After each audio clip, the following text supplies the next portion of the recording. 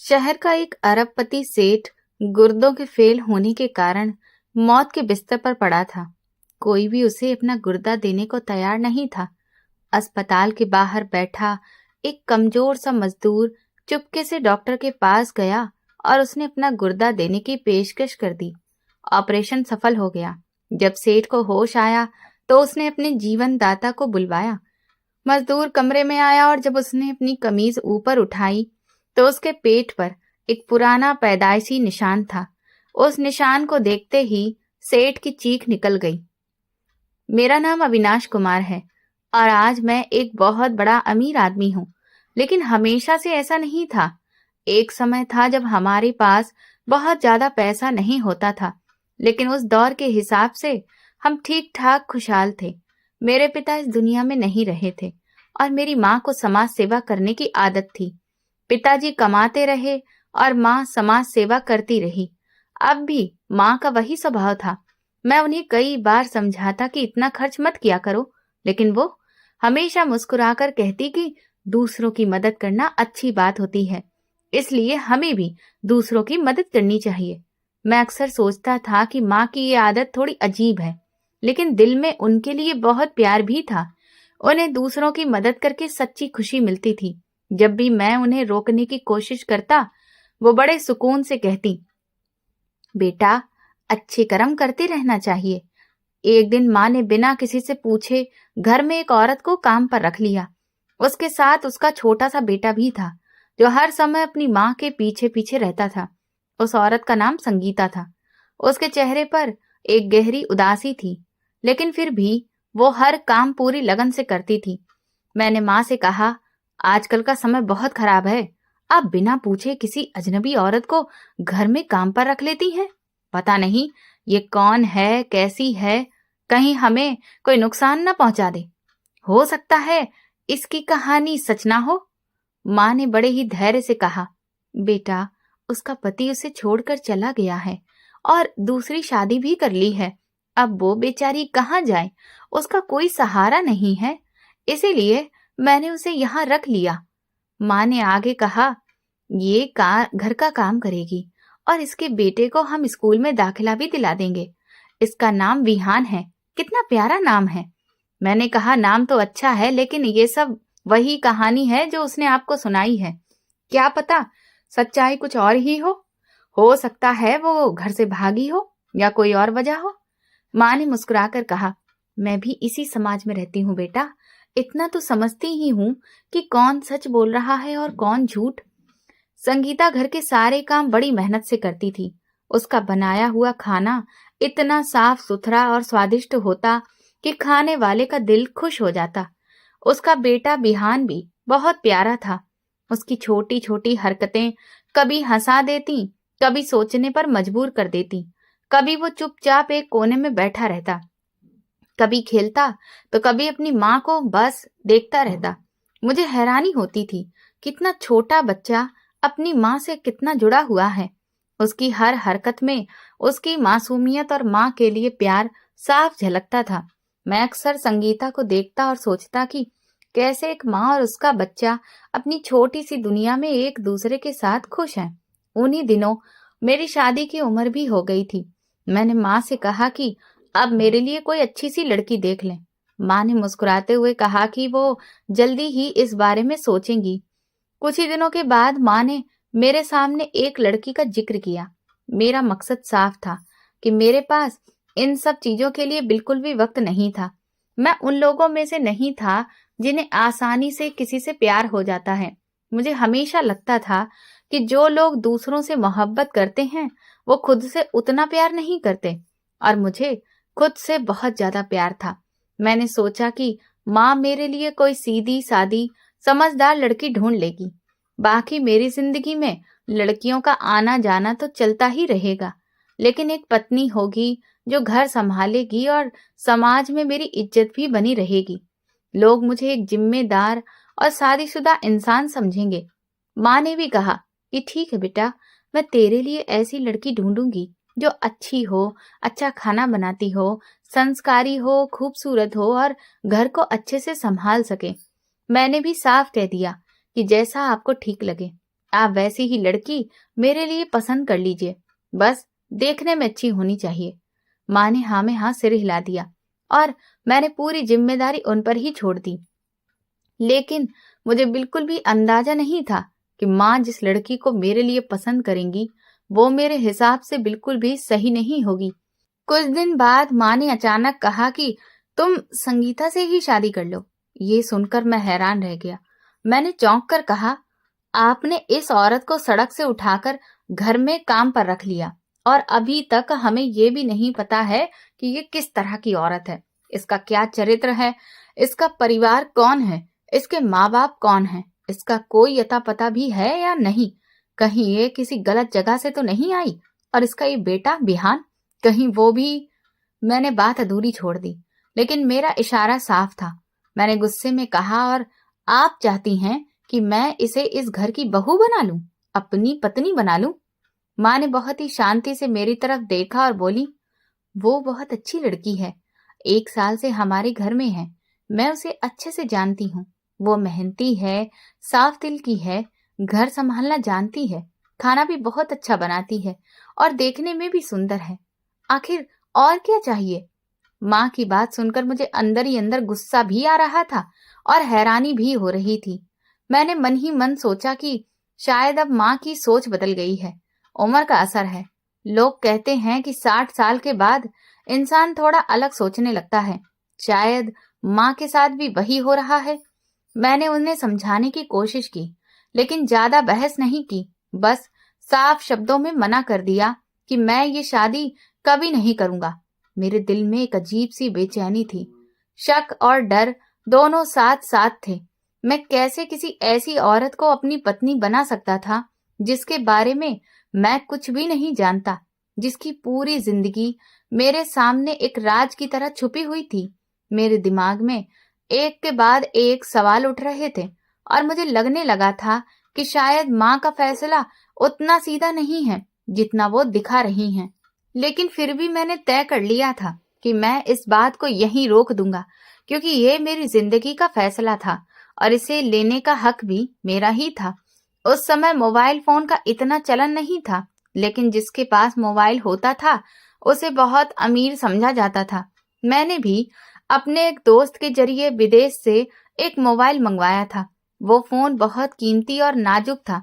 मैं उसे हाथ में लेकर बड़े ही शौक से जा रहा था कि अचानक मेरी टक्कर विहान से हो गई और मैं सीधे जमीन पर गिर पड़ा। मेरा फोन भी हाथ से छूटकर गिरा और बुरी तरह से टूट गया। एक नजर में ही समझ आ गया था कि अब ये ठीक होने वाला नहीं है। मुझे इतना गुस्सा आया कि मैंने गुस्से में विहान को जोर से धक्का दे दिया। वो दूर जाकर जमीन पर गिरा।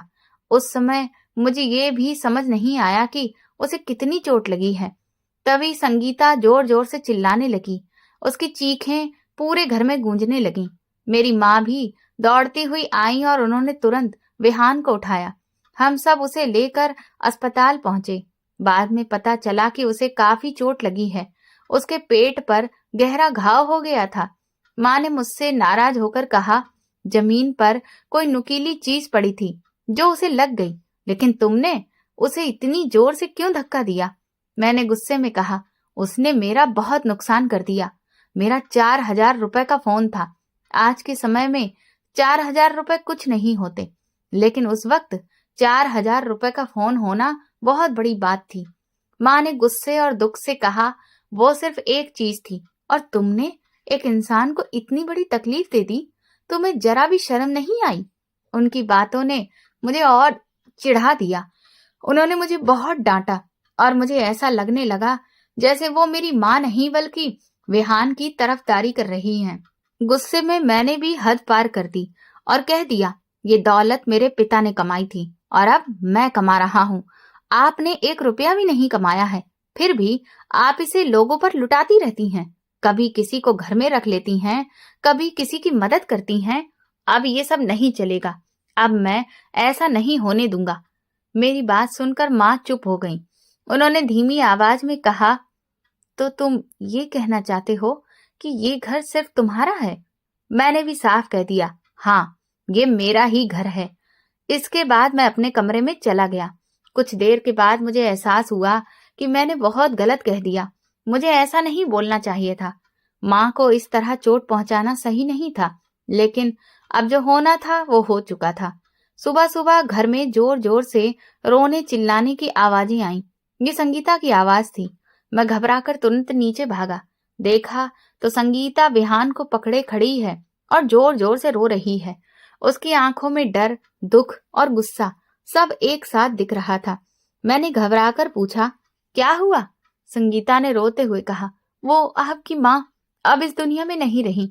ये सुनते ही जैसे मेरे पैरों तले से जमीन खिसक गई। मेरा दिल जोर जोर से धड़कने लगा, जैसे किसी ने मेरे सीने को कसकर पकड़ लिया हो।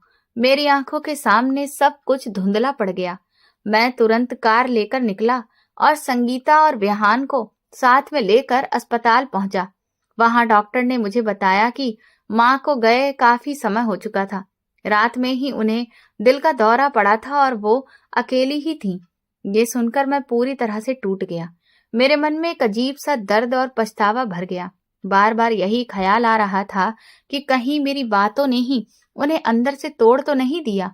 कहीं ऐसा तो नहीं कि वो मुझे माफ किए बिना ही इस दुनिया से चली गई। उस पल मेरे दिल में गुस्सा, दुख और पछतावा तीनों एक साथ उतर आए थे। मैं बार बार यही सोच रहा था कि मैंने अपनी माँ के साथ कितना गलत व्यवहार किया, कितनी ऐसी बातें कह दी जो उनके दिल को चुभ गई होंगी, कितनी बार उनकी बातों को नजरअंदाज किया और उनकी भावनाओं की कदर नहीं की। अब वो हमेशा के लिए मेरी जिंदगी से चली गई थी और ये पहला सच्चा पछतावा था जो मेरे दिल में गहराई तक बैठ गया। ऐसा पछतावा जो हर पल मुझे ये एहसास दिलाता रहता था कि मैंने अपनी माँ के प्यार को कभी सही तरह से समझा ही नहीं। घर वापस आकर मेरा गुस्सा फिर से उभर आया और मैंने संगीता और विहान को देखा तो बिना कुछ सोचे समझे फैसला कर लिया कि अब मैं इन्हें इस घर में नहीं रख सकता। मैंने सख्त लहजे में कहा, तुम लोग यहाँ से चले जाओ। संगीता रोते हुए बोली, हम कहाँ जाएंगे? हमारे पास तो कोई सहारा ही नहीं है। लेकिन उस वक्त मेरा दिल पत्थर का बन चुका था। मैंने गुस्से में 5,000 रुपए उसके हाथ में रखे और कहा, बस यहाँ से चले जाओ, मुझे माफ कर दो। तुम्हें यहाँ मेरी माँ ने रखा था, मैं नहीं रखना चाहता था। ये कहकर मैंने दरवाजा बंद कर दिया। संगीता अपने बेटे विहान का हाथ पकड़े चुपचाप वहां से चली गई। जाते हुए मैंने एक नजर उन दोनों पर डाली। विहान के छोटे छोटे हाथ अपनी माँ की उंगलियों में कसकर थामे हुए थे। उनकी हर छोटी हरकत मेरे दिल को कहीं अंदर तक छू रही थी, लेकिन मेरा गुस्सा इतना ज्यादा था कि मैंने अपने जज्बात को दबा दिया। समय बीतता गया। धीरे धीरे मैंने अपनी शादी के बारे में सोचना शुरू किया। मुझे लगा कि अब मेरी जिंदगी में एक ऐसी औरत होनी चाहिए जो जिम्मेदार हो, जो घर को संभाल सके और मेरे साथ जिंदगी के हर मोड़ पर खड़ी रहे। लेकिन किस्मत ने मुझे कविता के रूप में एक ऐसी लड़की दी जिससे मैंने शादी तो कर ली, लेकिन बहुत जल्द मुझे ये एहसास हो गया कि वो मेरे लिए बिल्कुल भी सही नहीं है। कविता के लिए जिंदगी सिर्फ मौज मस्ती और पैसे खर्च करने का नाम थी। उसे घर गृहस्थी से कोई लेना देना नहीं था, ना उसे घर संभालने में दिलचस्पी थी और ना ही वो मेरी जिंदगी के अहम पहलुओं को समझती थी। उसका रवैया धीरे धीरे मुझे ये महसूस कराने लगा कि मैंने अपनी जिंदगी का एक और गलत फैसला कर लिया है। अक्सर मैं सोचता था कि अगर मैंने गुस्से में आकर संगीता और विहान को घर से ना निकाला होता तो शायद आज सब कुछ अलग होता। शायद विहान का बचपन खुशियों में बीतता और संगीता मेरी जिंदगी का एक अहम हिस्सा बन चुकी होती। लेकिन मैंने उस वक्त अपने गुस्से और अहंकार में आकर जो फैसला किया उसका पछतावा हमेशा मेरे साथ रहने वाला था। ये पछतावा हर पल मुझे ये याद दिलाता था कि भावनाओं में बहकर लिए गए फैसले कितने खतरनाक हो सकते हैं। और जब मुझे कविता के अफेयर्स के बारे में पता चला तो मेरे अंदर का गुस्सा एक बार फिर से भड़क उठा, पहले से भी ज्यादा खतरनाक रूप में। मैंने खुद से कहा, मैं तो एक मर्द हूँ, अपनी जिंदगी के फैसले खुद ले सकता हूँ, लेकिन कोई औरत ऐसा कैसे कर सकती है? उसका ये व्यवहार मेरे भरोसे और मेरी इज्जत के खिलाफ था। गुस्से में आकर मैंने कविता को तलाक दे दिया और अपनी जिंदगी से हमेशा के लिए निकाल दिया। उसके बाद मैं पूरी तरह से अकेला रह गया। मेरे अंदर एक खालीपन पैदा हो गया था जिसे कोई भी भर नहीं सकता था। हर दिन मैं अपने बीते हुए फैसलों के बारे में सोचता रहता, खासकर उस दिन के बारे में जब मैंने गुस्से में आकर संगीता और बेहान को घर से निकाल दिया था। ये पछतावा बार बार मेरे दिल में उठता और मुझे अंदर से तोड़ता रहता। मुझे महसूस होने लगा था कि मेरी जिंदगी में जो फैसले मैंने गुस्से और अहंकार में लिए वही आज मुझे डराते हैं। मैंने अपनी माँ को बिना मनाए, बिना माफी मांगे इस दुनिया से जाने दिया और उसी गुस्से में संगीता और विहान को भी अपने घर से निकाल दिया। फिर जल्दबाजी में कविता से शादी की, जो मेरे लिए एक और गलत फैसला साबित हुआ। अब हर कदम पर मैं यही सोचता था कि काश वक्त वापस आ जाए तो मैं सब कुछ अलग तरीके से करता। लेकिन ये पछतावा अब मेरे अंदर एक ऐसे दाग की तरह बस गया था जो कभी मिट नहीं सकता था। अक्सर मैं अकेले बैठकर सोचता कि अगर माँ के जाने के बाद मैंने अपने गुस्से पर काबू पा लिया होता तो शायद आज संगीता और विहान मेरी जिंदगी का हिस्सा होते। विहान का बचपन खुशियों में बीतता और मेरा घर भी आबाद रहता। लेकिन मैंने अपने गुस्से और जिद में आकर सब कुछ खत्म कर दिया। अब यह पछतावा मेरे दिल में एक ऐसे जख्म की तरह रह गया था जो कभी भरता ही नहीं था। मुझे लगता था कि मेरी कहानी यहीं खत्म हो चुकी है और यही मेरा अंजाम है, अकेलापन। समय के साथ मेरा कारोबार बहुत बढ़ गया। मैं पहले लखपति था, फिर करोड़पति बना और धीरे धीरे अरबपति बन गया। इस दौरान मेरी जिंदगी में एक और औरत आई जिससे मैंने शादी की और उससे मेरी एक बेटी भी हुई। लेकिन मेरा स्वभाव नहीं बदला। कुछ समय बाद मैंने उसे भी तलाक दे दिया। हाँ, अपनी बेटी के खर्चे के लिए मैं हर महीने पैसे भेजता था, लेकिन सच ये था कि मैंने उसे कभी देखा तक नहीं था। उसकी शक्ल भी मुझे ठीक से याद नहीं थी। बस इतना ही रिश्ता था मेरा अपनी बेटी से। मुझे अंदाजा भी नहीं था कि आगे मेरी जिंदगी में क्या होने वाला है। धीरे धीरे मेरे गुर्दों में दर्द रहने लगा, शरीर में कमजोरी, सूजन और सांस लेने में दिक्कत होने लगी। मैं इलाज करवाता रहा, लेकिन मेरी जीवन शैली बिल्कुल खराब हो चुकी थी। मैं उल्टा सीधा खाना खाता, बाहर का जंक फूड, शराब भी पीने लगा था और इन्हीं आदतों की वजह से मेरे गुर्दे कब खराब होते होते पूरी तरह से जवाब दे गए, मुझे पता ही नहीं चला। एक दिन हालत ज्यादा खराब हुई तो मैं डॉक्टर के पास गया और कहा, मेरे गुर्दों में काफी समय से दिक्कत है, शरीर में कमजोरी रहती है, सूजन है और सांस भी ठीक से नहीं आती। डॉक्टर ने मेरी बात सुनी और तुरंत कुछ टेस्ट करवाने के लिए कहा। जब रिपोर्ट्स आई और डॉक्टर ने उन्हें ध्यान से देखा तो उनके चेहरे का भाव बदल गया। फिर डॉक्टर ने मुझे अपने सामने बिठाया और बहुत ही गंभीर आवाज में कहा, आपके गुर्दों में सिर्फ हल्की फुल्की दिक्कत नहीं है, बल्कि आपके दोनों गुर्दे लगभग फेल हो चुके हैं। ये सुनते ही मैं जैसे सुन्न पड़ गया। मैंने हैरानी से कहा, ये कैसे हो सकता है? मैं तो अभी चल फिर रहा हूँ, बात कर रहा हूँ, मुझे ऐसा तो कुछ महसूस नहीं हुआ। डॉक्टर ने शांत लहजे में कहा, असल में यही सबसे बड़ा धोखा होता है।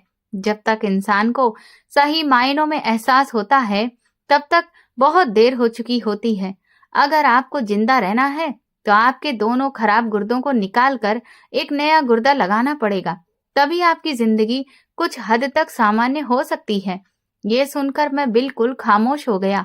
मेरे दिमाग में एक साथ बहुत सारी बातें घूमने लगी। मैंने धीरे से डॉक्टर से कहा, मैं गुर्दा खरीद सकता हूँ, मेरे पास पैसों की कोई कमी नहीं है। डॉक्टर ने मेरी तरफ देखा और कहा, सिर्फ पैसे होने से काम नहीं चलेगा। जिस इंसान का गुर्दा लिया जाएगा उसका टिश्यू भी आपसे मैच होना चाहिए। आपका ब्लड ग्रुप बहुत दुर्लभ है, इसीलिए ये काम इतना आसान नहीं होगा। फिर डॉक्टर ने कहा, अगर आपका कोई करीबी रिश्तेदार है तो उससे बात कीजिए, क्योंकि रिश्तेदारों के टिश्यू मैच होने के ज्यादा चांसेस होते हैं। मैं वहीं बैठा सोचता रह गया कि मेरा अपना है ही कौन। माँ अब इस दुनिया में नहीं थी, पिता तो पहले ही जा चुके थे, कोई भाई बहन भी नहीं था। जिन औरतों से मैंने शादी की उनसे भी रिश्ते खत्म हो चुके थे। तभी अचानक मेरे दिमाग में ख्याल आया कि मेरी एक बेटी है, मेरी अपनी बेटी। शायद उसका ब्लड ग्रुप भी मेरे जैसा हो। मुझे लगा शायद यही एक रास्ता बचा है। मैं अपनी दूसरी पत्नी के पास गया, जिससे मैंने शादी की थी और बाद में तलाक दे दिया था। मैंने उससे जाकर कहा, मुझे तुमसे एक बहुत जरूरी बात करनी है, मेरी जिंदगी का सवाल है। उसने मुझे ध्यान से देखा और ठंडी आवाज में पूछा, तुम्हें अपनी बेटी की शक्ल याद है? वो कैसी दिखती है? उसका रंग कैसा है? उसकी आंखें, उसके बाल कैसे हैं? मैं बिल्कुल चुप हो गया, क्योंकि सच यही था कि मुझे कुछ भी याद नहीं था। मैंने धीमे से कहा, नहीं। वो हल्की सी कड़वाहट के साथ बोली, तुम्हें बस इतना पता है कि तुम्हारी एक बेटी है और आज तुम उसके पास गुर्दा लेने आए हो। तुमने उसकी माँ को तलाक दे दिया, हर महीने पैसे भेजते हो और उसे एहसान समझते हो। अब वो पैसे भी मत भेजना। मैं कभी अपनी बेटी को इस हालत में नहीं डालूंगी कि वो अपनी जान जोखिम में डालकर तुम्हें गुर्दा दे, ऐसे इंसान के लिए जिसने उसे कभी देखा तक नहीं। उसकी हर बात मेरे दिल में गहराई तक उतरती चली गई। मैं वहां खड़ा कुछ बोल नहीं पाया। मुझे समझ आ गया था कि यहाँ से मुझे सिर्फ इनकार ही मिलेगा और आखिरकार उसने साफ मना कर दिया। मैं चुपचाप वहां से वापस आ गया। जब मैं फिर से डॉक्टर के पास पहुंचा तो उन्होंने साफ कहा, अगर जल्दी ही आपको आपके लिए सही गुर्दा नहीं मिला तो आपकी हालत बहुत गंभीर हो सकती है। अब मेरे सामने सिर्फ एक सच्चाई खड़ी थी। मेरे पास सब कुछ होते हुए भी मेरे पास कोई भी अपना नहीं था और शायद अब समय भी बहुत कम बचा था। डॉक्टर ने मुझे साफ शब्दों में कहा कि अगर हालत ऐसे ही बिगड़ती रही तो आपको वेंटिलेटर पर डालना पड़ सकता है। उस वक्त मैं अस्पताल के बिस्तर पर पड़ा था और मेरी हालत हर दिन खराब होती जा रही थी। शरीर में बिल्कुल ताकत नहीं बची थी। सांस लेना मुश्किल हो गया था। हर सांस जैसे सीने पर बोझ बनकर आ रही थी। मेरे दिमाग में बार बार बस एक ही बात घूम रही थी कि अगर आज मेरी जिंदगी में कोई अपना होता, कोई ऐसा जो सच में मेरे लिए खास होता और मैं उसके लिए, तो शायद मैं इस हालत में नहीं होता। मेरी जिंदगी में बहुत लोग आए, बहुत लोग गए, लेकिन मैंने कभी किसी को अपना नहीं बनाया और आज उसी का नतीजा कि मैं अकेले भुगत रहा था। मैंने डॉक्टर से एक दिन कहा, मेरे पास इतना पैसा है, क्या मेरी जान नहीं बच सकती?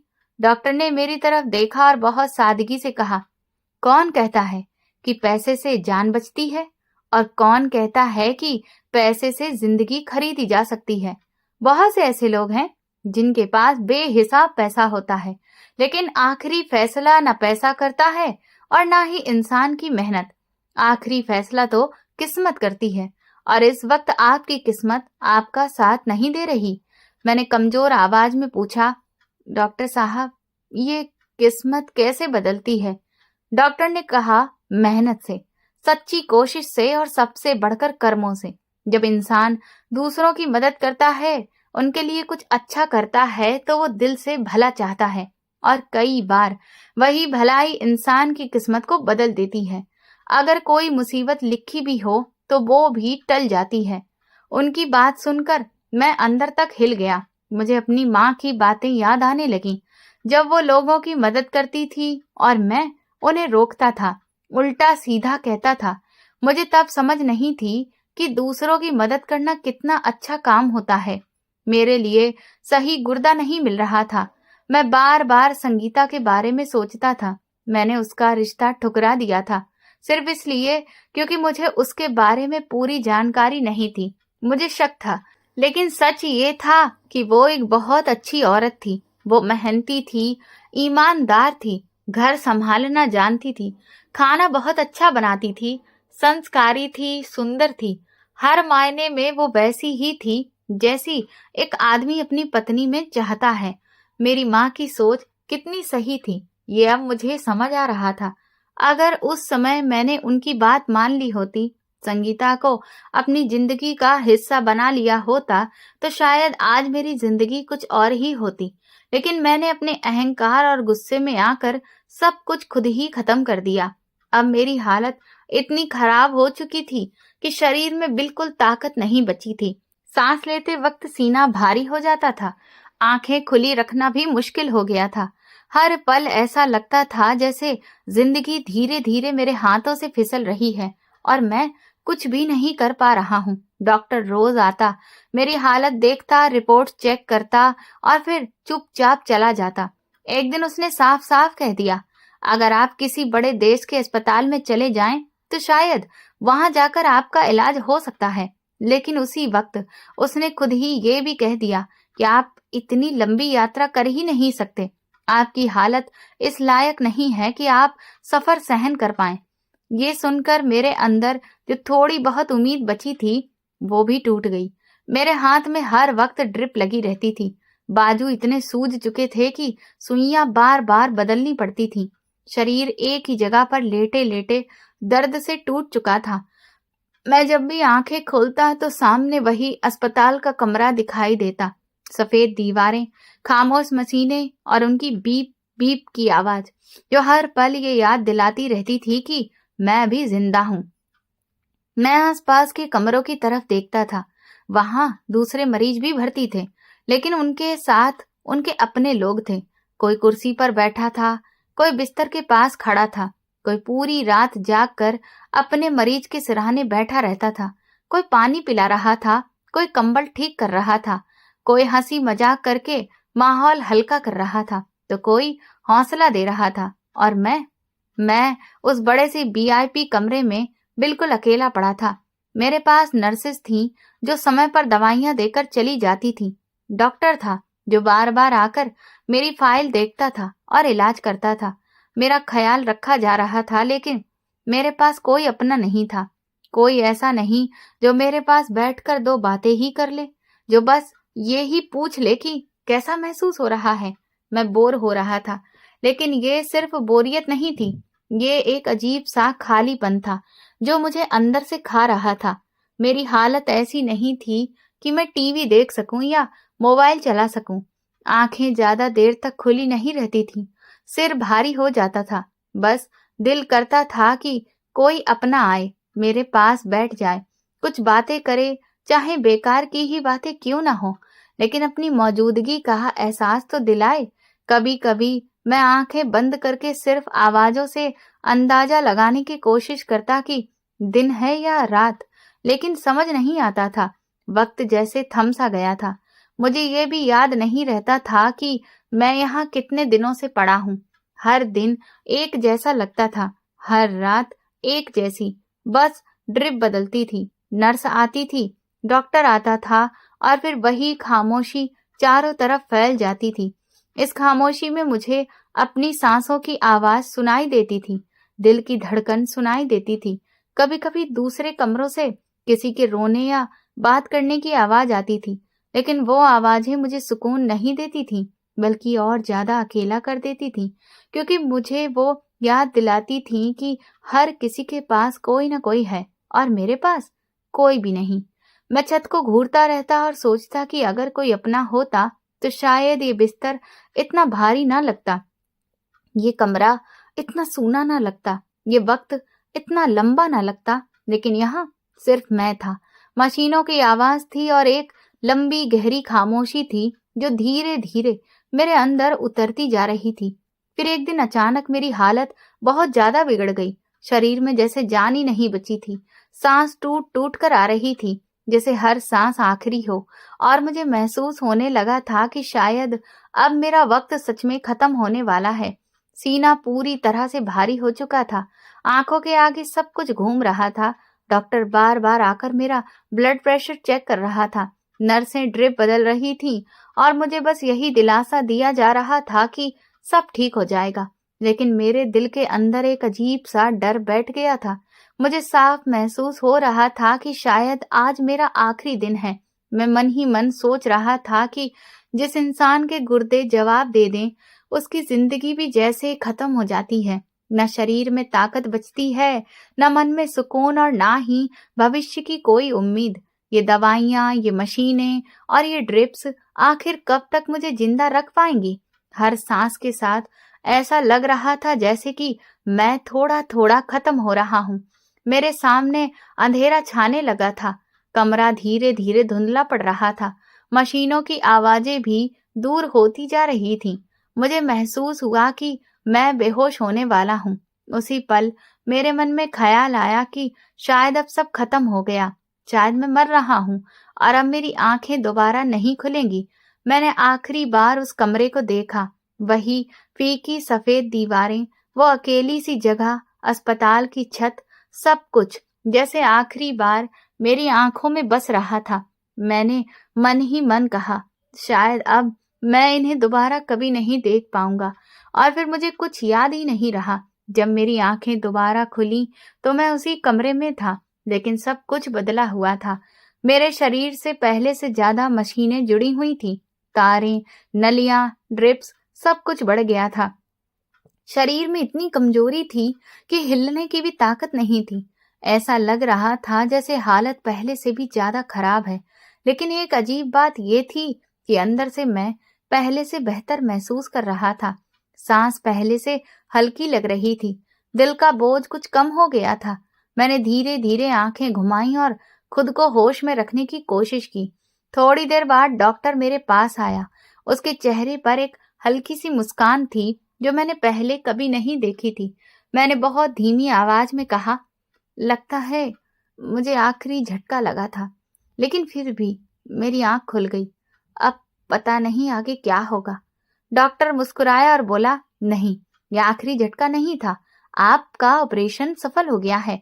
आपको होश थोड़ी देर से आया क्योंकि आपकी हालत बहुत नाजुक थी, लेकिन अब सब ठीक है। मैं हैरान रह गया। मैंने कमजोर आवाज में पूछा, आप मजाक तो नहीं कर रहे? डॉक्टर ने कहा, नहीं, मैं बिल्कुल मजाक नहीं कर रहा। आप खुद महसूस कीजिए, आपको कैसा लग रहा है? मैंने आंखें बंद करके अपने शरीर को महसूस किया और फिर धीरे से कहा, मुझे मुझे पहले से बेहतर लग रहा है। डॉक्टर ने संतोष से कहा, बस यही सबसे बड़ी बात है। आपका गुर्दा ट्रांसप्लांट हो चुका है और ऑपरेशन पूरी तरह सफल रहा है। अब आपको कुछ दिन साइड रूम में रखा जाएगा, फिर आप घर जा सकेंगे। आप अब खतरे से बाहर हैं। ये सुनते ही मेरी आंखों में आंसू आ गए, क्योंकि मुझे लगा था कि मेरी जिंदगी यहीं खत्म हो जाएगी। लेकिन शायद भगवान ने मुझे एक और मौका दे दिया था, एक नई जिंदगी, शायद अपने पुराने गुनाहों और गलतियों को सुधारने का एक आखिरी मौका। मैंने दिल ही दिल में भगवान का शुक्र अदा किया। फिर मैंने डॉक्टर की तरफ देखा और पूछा, ये सब कैसे हुआ? डॉक्टर ने गहरी सांस लेते हुए बताया कि हमारे अस्पताल के बाहर काफी समय से एक भिखारी बैठता था। वो वहीं भीख मांगता रहता था। उसकी शक्ल सूरत बहुत साधारण थी। लोग उसे देखकर अक्सर नजरअंदाज कर देते थे, लेकिन अस्पताल के लोग उसे पहचानते थे और कभी कभार उसे कुछ दे भी देते थे। वो कभी किसी से बहस नहीं करता था, चुपचाप एक कोने में बैठा रहता था। दिन भर सड़क किनारे बैठा रहता, कभी किसी का शुक्रिया भी नहीं कहता, बस हल्का सा इशारा कर देता था। डॉक्टर ने बताया कि एक दिन वो भिखारी अस्पताल के बाहर खड़ा था और उसी वक्त मैं फोन पर किसी से आपके गुर्दे के बारे में बात कर रहा था। मैं पूछ रहा था कि क्या कोई तरीका है, कोई डॉक्टर है जो मदद कर सके। तभी उस भिखारी ने मेरी पूरी बात सुन ली। उसने अचानक मुझसे पूछा कि क्या वो मरीज इसी अस्पताल में भर्ती है। मैंने कहा, हाँ, वो यहीं पर है। ये सुनकर भिखारी ने कहा कि मैं अपना गुर्दा देना चाहता हूँ, मैं उसे दान करना चाहता हूँ। डॉक्टर ने कहा कि पहले तो मुझे बहुत हैरानी हुई।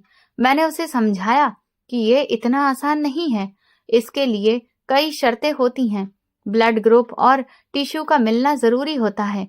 लेकिन उसकी नीयत इतनी सच्ची थी कि उसने बार बार आग्रह किया।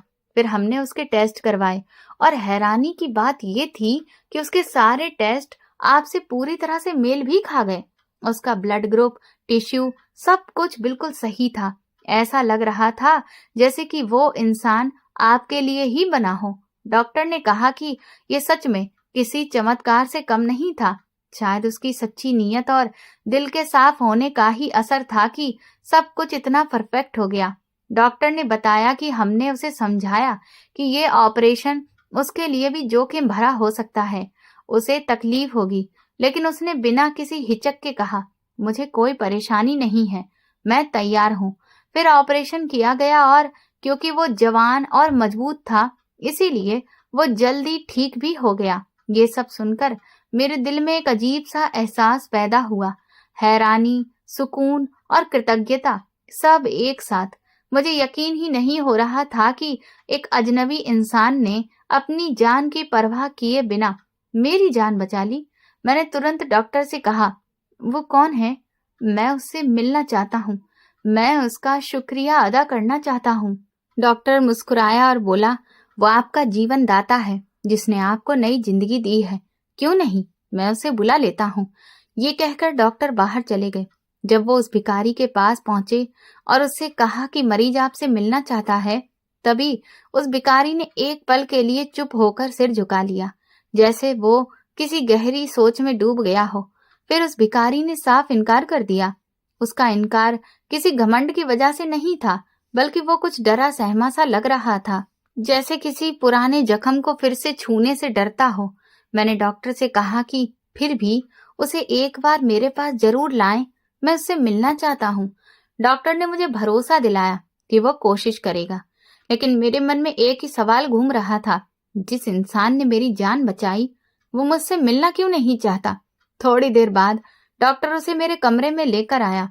वो व्हील चेयर पर बैठा था, क्योंकि उसका भी ऑपरेशन हुआ था। हालांकि उसका ऑपरेशन मेरे मुकाबले कम जोखिम भरा था, क्योंकि वो जवान था और उसका शरीर मुझसे कहीं ज्यादा मजबूत था।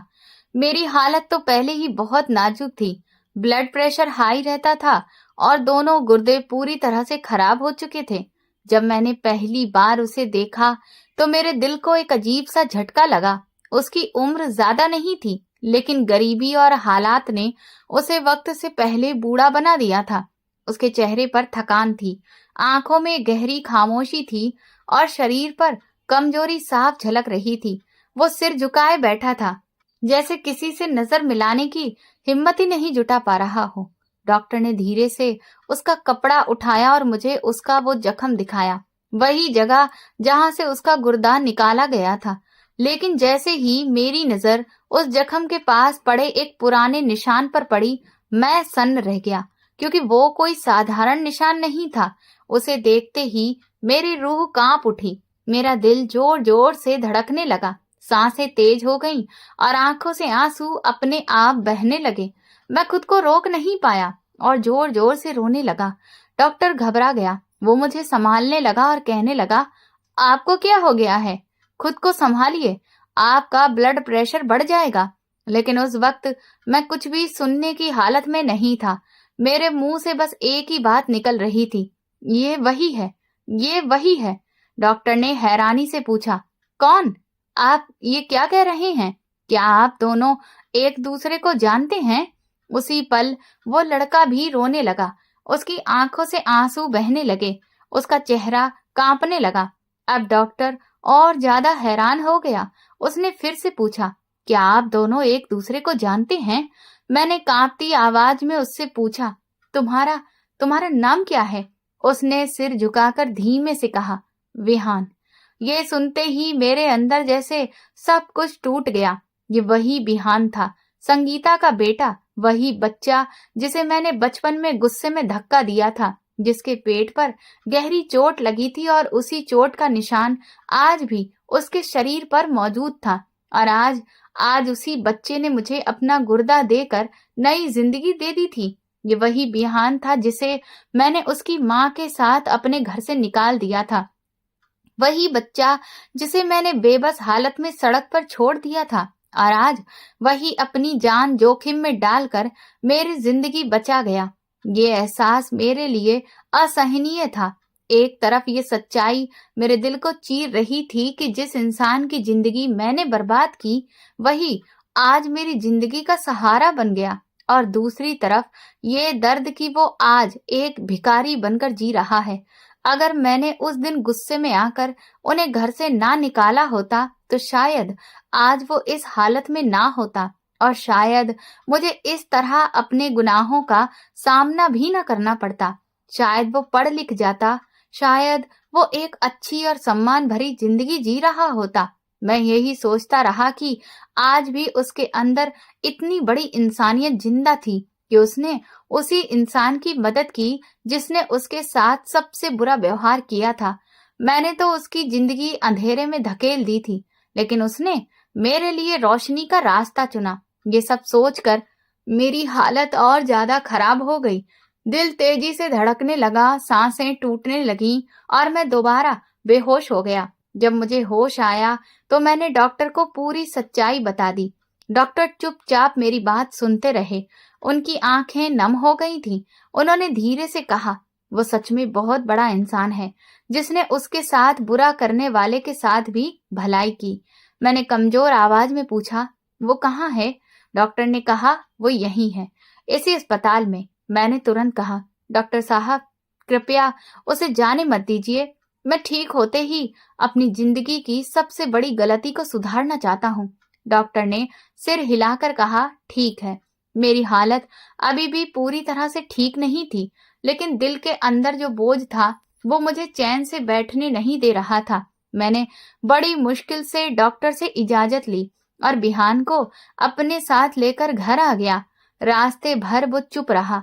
उसने मुझसे कोई सवाल नहीं किया, कोई शिकायत नहीं की, बस खामोशी, जो शायद अब उसकी जिंदगी का हिस्सा बन चुकी थी। घर पहुंचकर मैंने उसके लिए नए कपड़े मंगवाए, उसे नहलाया, साफ सुथरा बिस्तर दिया और कहा, आराम करो, ये तुम्हारा घर है। अब आज से तुम यहीं रहोगे।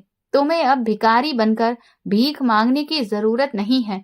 ये सुनकर उसने मेरी तरफ देखा।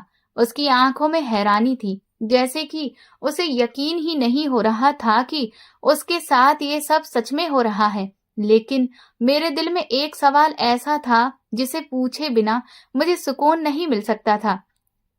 सवाल पूछते वक्त मेरी रूह कांप रही थी, दिल जोर जोर से धड़क रहा था।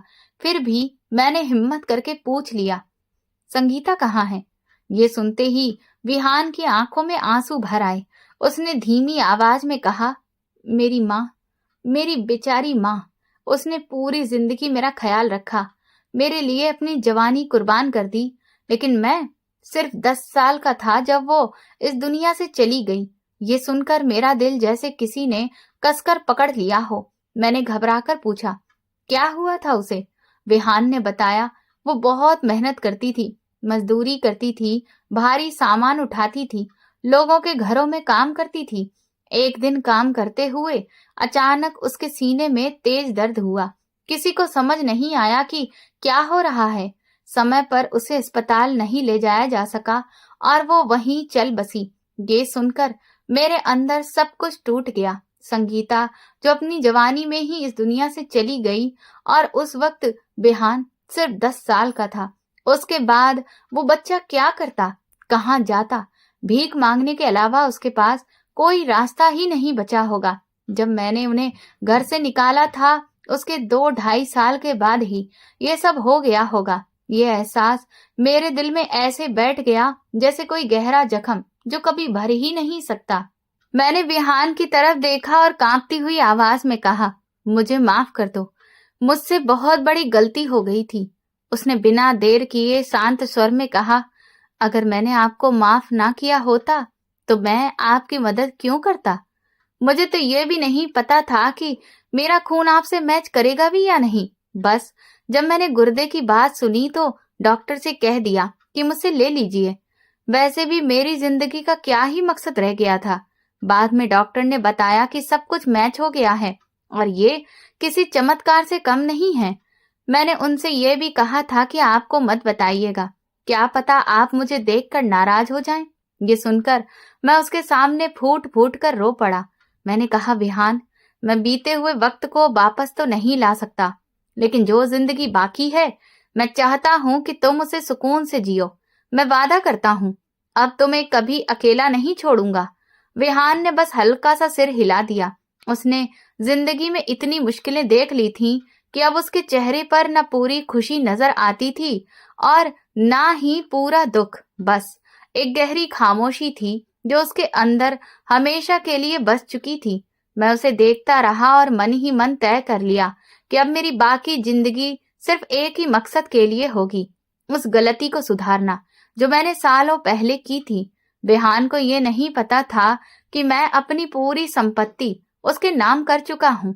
ये फैसला मैंने दिल से किया था ताकि अगर मैं इस दुनिया से चला भी जाऊं तो उसे फिर कभी भिखारी बनकर जीना ना पड़े। मेरे लिए वो अब किसी बेटे से कम नहीं था, बल्कि सच कहूं तो वो मेरा अपना बेटा ही बन चुका था। मैंने अपनी बाकी जिंदगी में यही कोशिश की कि उसका हर तरह से ख्याल रखूं।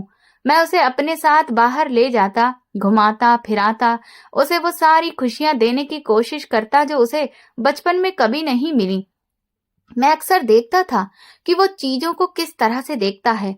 उसकी आंखों में एक अजीब सी हैरानी होती थी, जैसे कि वो इस दुनिया को पहली बार देख रहा हो।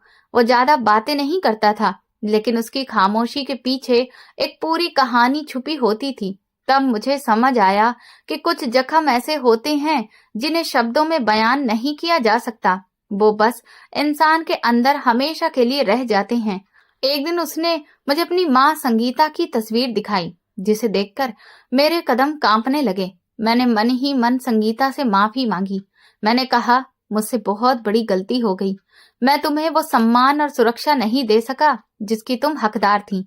इसके बाद मेरा दिल हल्का तो नहीं हुआ, लेकिन मैंने भगवान से प्रार्थना की, अगर सजा देनी है तो मुझे देना, लेकिन मुझे माफ भी कर देना, क्योंकि मैंने नासमझी में बहुत गलतियां की।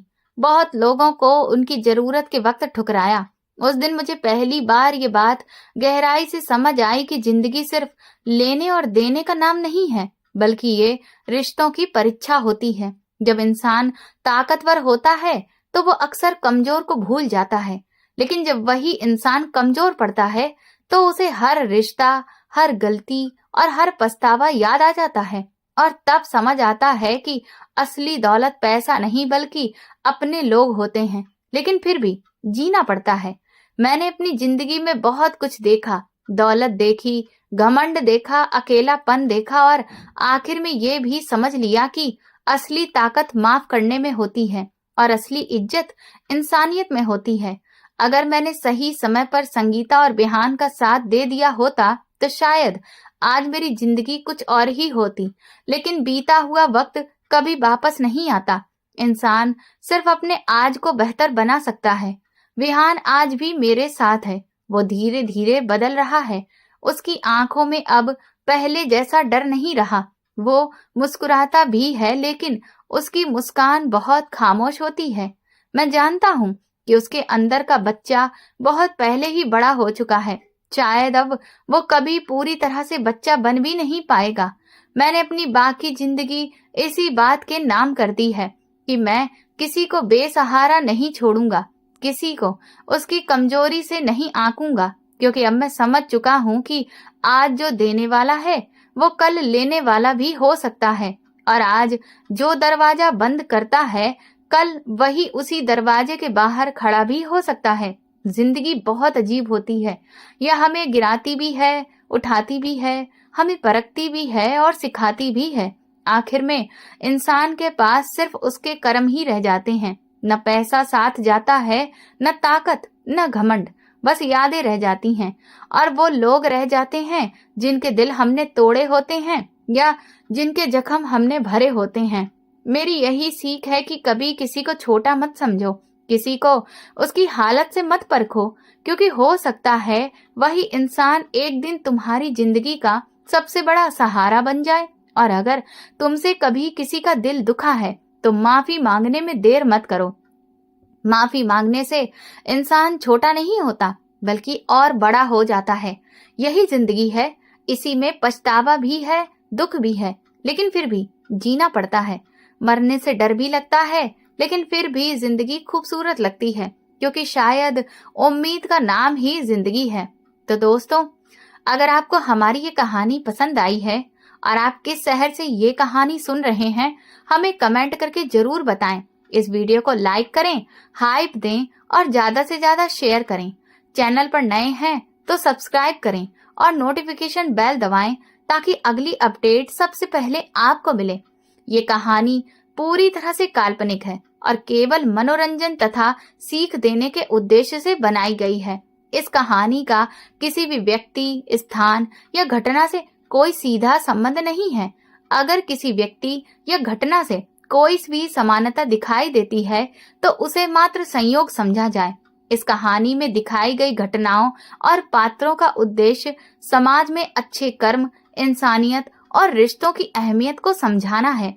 किसी भी तरह की चिकित्सीय जानकारी या अंगदान से संबंधित बातें केवल इस कहानी का हिस्सा हैं। वास्तविक जीवन में किसी भी चिकित्सीय निर्णय के लिए हमेशा योग्य डॉक्टर की सलाह अवश्य लें। धन्यवाद।